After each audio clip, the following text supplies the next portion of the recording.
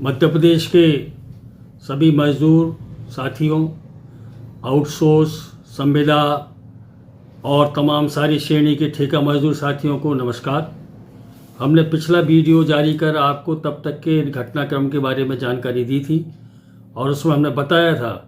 कि किस तरीके से सरकार पूरी धींगा मुश्ती पर उतारू है और किस तरीके से वो मिलीभगत कर रही है। अब सरकार की जो कारखाने के मालिकों के संगठनों के साथ जो मिलीभगत थी और मिलीभगत है, वो अब कागजी रूप से, प्रमाणित रूप से हमारे सामने, सबके सामने आ गई। आपको मालूम है कि पिछली बार जब हमने वीडियो जारी किया उसमें आपको जानकारी दी थी कि सरकार जानबूझकर आदेश जारी न करके 3 दिसंबर को आदेश हो गया, स्टे खारिज हो गया था और उसके बाद हमने 21 तारीख को ये दूसरा वीडियो जारी किया था, 21 जनवरी को। इस बीच में हमने प्रदर्शन किए, ज्ञापन दिए और उसके बाद भी हमने प्रदर्शन किए और आपको मालूम है कि 15 जनवरी को हमने प्रदर्शन किए, पूरे प्रदेश में किए। 27 जनवरी को मशाल जुलूस निकाले, पूरे प्रदेश भर में निकाले, लेकिन सरकार ने उसके बाद भी आदेश जारी नहीं किया। अब ये जो आदेश जारी नहीं किया तो हमने कहा था पिछले वीडियो में कि सरकार जानबूझकर उन्हें समय दे रही है कारखाने के मालिकों को कि वो अदालत के अंदर अपने मामले को रखें और कोई ना कोई कानूनी रूप से ऐसा मुद्दा ले आए ताकि उनको कानूनी रूप से बहाना मिल जाए सरकार को और एरियर सहित भुगतान का रास्ता बंद हो जाए। अब ये प्रमाणित हो गया। आपकी जानकारी में लाए हम कि 3 दिसंबर को जब स्टे खारिज हुआ और उसके बाद इन्होंने नहीं किया, उसके बीच में क्या घपले किए और वो क्या उस तरीके से गुमराह करने की कोशिश की, उसकी जानकारी पिछले वीडियो में हमने दी थी। हमें अब पूरा जानकारी मिल गई है कि 3 उसको था, इसके आदेश के बाद सरकार की ओर से जो मौका दिया गया तो 13 जनवरी को कारखाने के मालिकों के संगठन ने इंटरलॉक्यूटरी याचिका, अंतर्वर्ती आवेदन लगाया और उसमें उन्होंने आग्रह किया, प्रेयर की कि ये जो स्टे खारिज कर दिया है 3/12 को, उस आदेश को संशोधित करने का आग्रह किया उनसे, अदालत से। और उन्होंने कहा कि इसके साथ साथ में ये भी हमारा आग्रह है, हमारा मतलब ये प्रेयर है, प्रार्थना है कि जो मई में 8 मई को जो स्टे लगा था उस स्टे को अंतिम सुनवाई तक जारी रखा जाए। इसका मतलब क्या हुआ कि 3/12 को अदालत ने स्टे खारिज कर दिया, सरकार ने आदेश जारी नहीं किया, कारखाने मालिकों को मौका दिया और कारखाने के मालिकों ने ये अपनी याचिका दायर कर दी, इंटरलॉक्यूटरी याचिका दायर कर दी और उसके अंदर उन्होंने निवेदन किया कि स्टे को ये खारिज किया है आपने, उसे पुनर्विचार करें और पुराना 8 मई का जो स्टे है उसको अंतिम सुनवाई तक के लिए उसको जारी रखें और अंतिम सुनवाई होने से पहले बार-बार तारीखें बढ़ाने और अदालत की कार्रवाई को विलंबित करने की उनकी जो रणनीति पहले चल रही है उसी रणनीति तहत और लंबे समय तक फंसा दें। लेकिन इस बीच में साथियों, ये जो आवेदन लगाया कारखाने के मालिकों ने, तो उस पर पेशी हुई अदालत। पहली पेशी हुई 17 जनवरी को और 17 जनवरी की पेशी के बाद मैं, जैसा मालूम है कि अगर कोई अदालत में अगर कोई याचिका दायर होगी तो नियमानुसार, कानूनी हिसाब से उनके जवाब के लिए दूसरे लोगों को कहा जाएगा। तो उन्होंने कहा कि 7 दिन के अंदर जवाब दे दें, ये कारखाने के मालिकों की याचिका आई है, सरकार जवाब दे और दूसरे जो लोग शामिल हैं वो भी उसके अंदर जवाब दें। और अगली पेशी के लिए 27 तारीख को लगा दी उन्होंने। अभी 27 तारीख को जब पेशी हुई तब आपको भी ये आश्चर्य होगा कि स्वयं अदालत को ये महसूस हुआ कि सरकार तो बड़े पैमाने पर घपला कर रही किए बैठी है। इसके अंदर सरकार मजदूर, प्रदेश के मजदूरों का, लाखों मजदूरों का, संविदा कर्मियों का, आउटसोर्सिंग मजदूरों का जो बढ़ा हुआ वेतन है उसको ना देने की साजिश में शामिल है। और उसका प्रमाणित रूप से क्या हुआ कि जब 27 तारीख को पेशी हुई कोर्ट में, तब 27 तारीख कोर्ट की पेशी में खुद न्यायाधीश, माननीय न्यायाधीशों ने अपनी बेंच की सुनवाई के दौरान ये कहा कि यह दिखता है कि ये जो डिप्टी लेबर कमिश्नर एलपी पाठक, जो इस प्रकरण के अंदर सरकार की ओर से ओआईसी नियुक्त हैं, उन्होंने अपनी ओर से स्वयं कह दिया कि सरकार उद्योग या उद्योगों के समूह के आधार पर न्यूनतम वेतन को तय करने के लिए तैयार है, जो कारखाने के मालिकों की याचिका थी एक। और दूसरा, उन्होंने कहा कि हम क्षेत्रवार, ये जो क्षेत्र आधारित जो उनकी मांग है कि क्षेत्र आधारित न्यूनतम वेतन तय किया जाए, उस प्रश्न पर चर्चा करने के लिए तैयार है। अब कोर्ट ने को ये समझ में आ गया कि ये क्या है। तो कोर्ट ने कहा 27 तारीख को कि अगर क्या ऐसा कोई निर्णय सरकार ने लिया कि उद्योग या उद्योगों के समूह के आधार पर ये न्यूनतम वेतन की दरें तय करने के बारे में कोई उनका निर्णय है क्या, तो क्या कोई लिखित निर्देश दिया ओआईसी को, एलपी पाठक डिप्टी लेबर कमिश्नर को, या उन्होंने खुद खड़े होकर बोल दिया? तो इसके अंदर अदालत ने गंभीरता के साथ सरकार को निर्देश दिया कि प्रिंसिपल सेक्रेटरी लेबर और ये एक एफिडेविट करके दें अदालत में कि इस तरीके का कोई लिखित निर्देश दिया था या कोई निर्णय हुआ था। और एलपी पाठक को भी ये निर्देशित किया कि क्या आपने ये बात जो कही है कोर्ट के अंदर,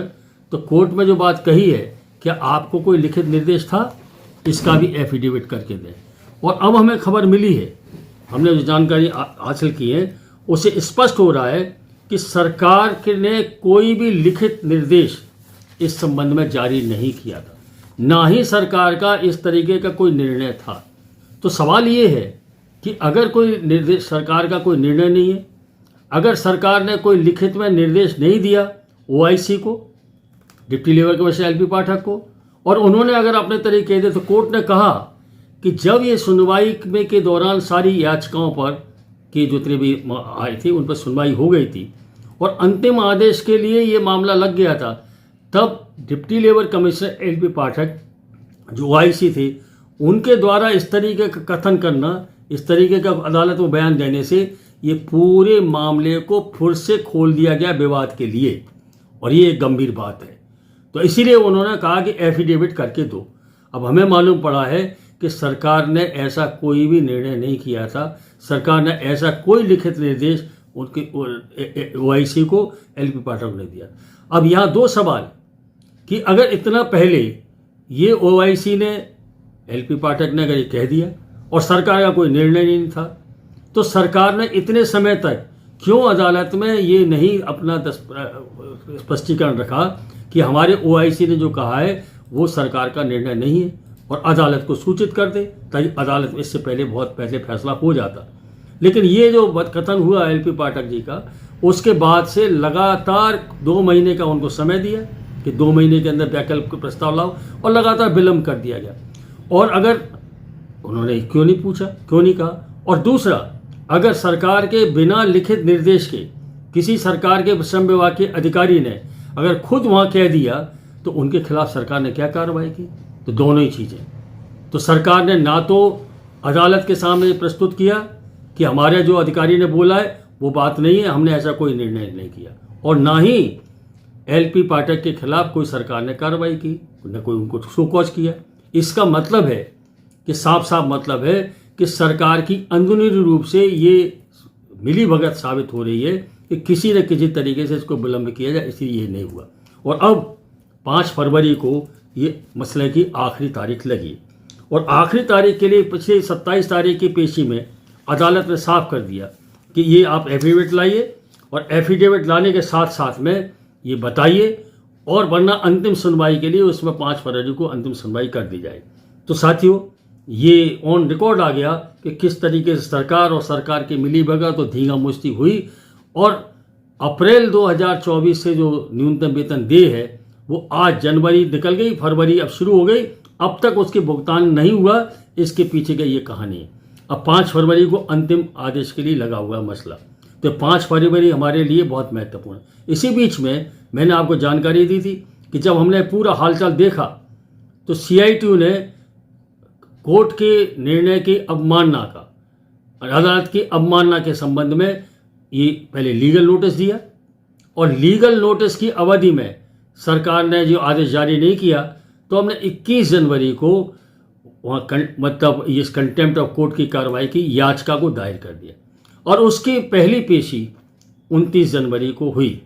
और 29 जनवरी की पेशी में अदालत ने ये कहा कि चूंकि 5 फरवरी को इस मसले की अंतिम सुनवाई की लगाए, तो हमारी जो कंटेम्प्ट ऑफ कोर्ट की याचिका है उसकी अगली पेशी भी 5 फरवरी को ही है कोर्ट में। तो ये हमारे लिए 5 फरवरी का जो दिन है वो हमारे लिए बहुत महत्वपूर्ण है। तो हम लोगों को अब हमने फैसला किया है कि अगर 5 फरवरी के निर्देश के बाद भी, अदालत के निर्देश के बाद भी सरकार अगर ऑर्डर जारी नहीं करती, श्रम विभाग ऑर्डर जारी नहीं करता, तो फिर हम कंटेम्प्ट ऑफ कोर्ट की कार्रवाई में तो आगे बढ़ेंगे ही, और साथ साथ में श्रमायुक्त कार्यालय के घेराव के लिए हमने 10 फरवरी को का तारीख घोषित कर दी। तो अगर आदेश जारी नहीं करेंगे तो 10 फरवरी को हम फिर घेराव करेंगे। और 5 फरवरी के आदेश के बाद क्या परिस्थिति बनती है, अदालत का क्या निर्देश आता है, उसके आधार पर इस 10 फरवरी के कार्यक्रम के बारे में अगर किसी संशोधन की आवश्यकता होगी तो उसके बारे में आपको जानकारी देंगे। साथियों, अब ये लड़ाई बड़ी निर्णायक दौर में पहुंच गई। जैसे हमने शुरू से कहा कि लड़ाई में 3 हमारे बिंदु हैं। 1 अप्रैल 2024 से दिए गए लागू न्यूनतम वेतन, पुनरीक्षित न्यूनतम दरों पर एरियर सहित भुगतान करने का सरकार आदेश जारी करे। नंबर 1,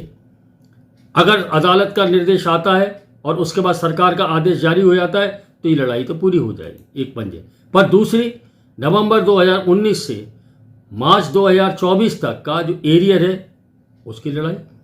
और अक्टूबर 2024 में पिछला न्यूनतम वेतन का पुनरीक्षण की अवधि समाप्त हो गई,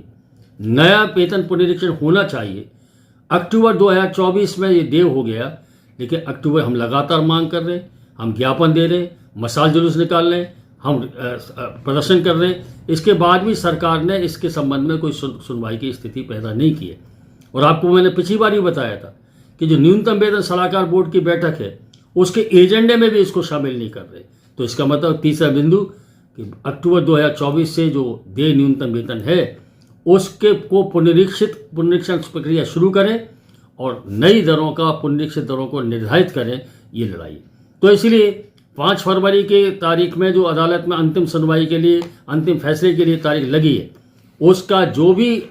निष्कर्ष निकलेगा, जो भी माननीय अदालत का निर्देश आएगा, उसके आधार पर हम अपनी उस कार्रवाई को करें। और बाद में ये जो लड़ाई हमारी रह गई कि 2019 से अब तक का एरियर और 2024 से नए न्यूनतम वेतन के पुनरीक्षण की दरों की घोषणा कराने के लिए लड़ाई होगी। इसलिए आपसे मेरी अपील है कि आपने हमने मिलकर अदालत के अंदर कानूनी लड़ाई लड़ी और CIT पूरे प्रदेश में मैदानी लड़ाई भी लड़ रही है, तो मजदूरों के हक की लड़ाई के लिए पूरी तरीके से प्रतिबद्ध हैं, संकल्पबद्ध हैं, संघर्ष कर रहे हैं। लेकिन लड़ाई जिस जगह तक पहुंच रही है, अब बिना आपके सक्रिय सहयोग के ये लड़ाई को जीत पाना और आगे बढ़ाने में कठिनाई आएगी। इसी मेरा आपसे अपील है कि 5 फरवरी को जो भी घटनाक्रम होगा, जो भी निर्देश आएंगे माननीय न्यायालय के, उनको तुरंत आपको सूचित करेंगे। और उसके साथ साथ एक व्हाट्सएप ग्रुप बना रहे हैं हम, जो न्यूनतम वेतन के दायरे में आने वाले जो हमारे कारखाने के मजदूर हैं, जो ठेका मजदूर हैं, जो आउटसोर्सिंग के मजदूर हैं, जो संविदा के कर्मी हैं, और जो भी अन्य श्रेणी के लोग हैं, उनके लिए एक व्हाट्सएप ग्रुप बनाएंगे और इसी हम अपने वीडियो के जरिए आप तक सूचित करेंगे। आपसे आग्रह है कि उस व्हाट्सएप ग्रुप के जरिए आप अपने आप को पंजीकृत करें और उसके इस लड़ाई में सक्रिय भागीदारी के लिए आप अपनी सहमति दें, एक। और दूसरा, कानूनी रूप से लड़ाई और मैदानी रूप से लड़ाई तेज करने के लिए जो भी आर्थिक संसाधनों की जरूरत है उसकी भी हम अपील करेंगे। तो आपसे भी आग्रह है कि उसके अंदर मदद। तो साथियों, आपने हमने मिलकर लड़ाई को जिस स्तर तक ले आए और विशेष रूप से सरकार का जो चेहरा पूरी तरीके से बेनकाब कर दिया आज, और अदालत ने स्वयं ये महसूस किया कि ये पूरी तरीके से सरकार